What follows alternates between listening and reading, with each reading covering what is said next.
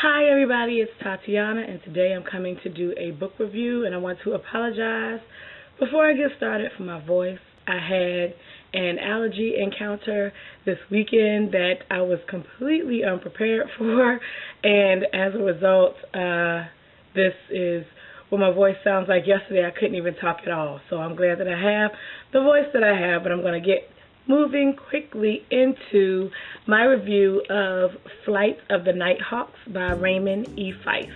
Now, in my Friday Reads video that I uploaded, I want to say last week, it's last week when I'm recording this. This may get uploaded a little later. But in that video, I did state that this book was hard to get through. And it wasn't hard to get through because it was poorly written or it was difficult to read. It was just not what I expected. It was not as enjoyable as I expected it to be. I initially picked up this book a few years ago after reading The Warded Man, and that opened my eyes to understanding that there was this completely different fantasy genre that I didn't prior to that, and really prior to joining BookTube, know or specify in my own reading. Like prior to reading The Warded Man, I read some YA fantasy. I read Aragon and the Harry Potter series and a few other things, but I really hadn't paid attention to the fact that they were necessarily considered to be fantasy novels because they were YA novels.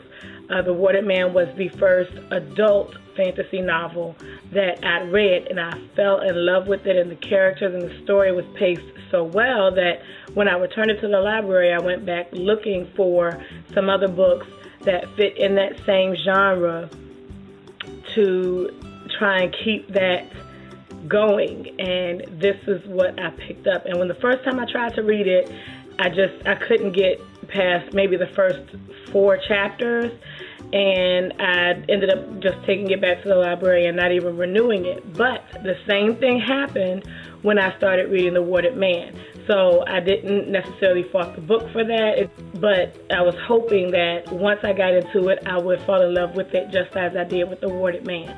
So this is my second time, or my second attempt at reading it, and I just didn't like it.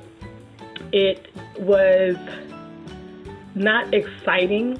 There's a lot of elements to the story. There are a lot of characters in the story, and with everything that's going on, there's the element of magic and these assassins and this horrible magician that finds a way to continuously reincarnate himself.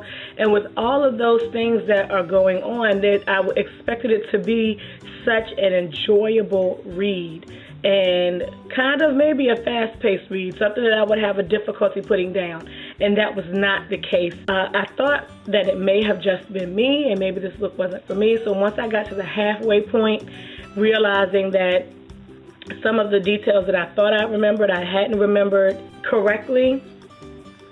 But once I got to the halfway point, I said, let me check Goodreads and see if I can find some encouragement, and maybe it gets better as it goes along. And pretty much the reviews on Goodreads were the same. Now, this I don't know if I'm going to pick up anything else by Raymond Feist. It is the first novel in his Dark War saga. However, after finishing book 1, and as tedious as book 1 was, I am not interested in reading book 2. In some of the comments on Goodreads about this novel, it mentions that some of his other books are more interesting and more enjoyable to read. I may try another one of his novels, but as far as this whole saga series, whatever goes, I won't be continuing with it. I have not rated this on Goodreads yet. By the time I upload this, I may have, but I'm debating between 1 and 2 stars. What would give it 2 stars is that it's not poorly written and that all the elements are there, but it just does not end up being an enjoyable story.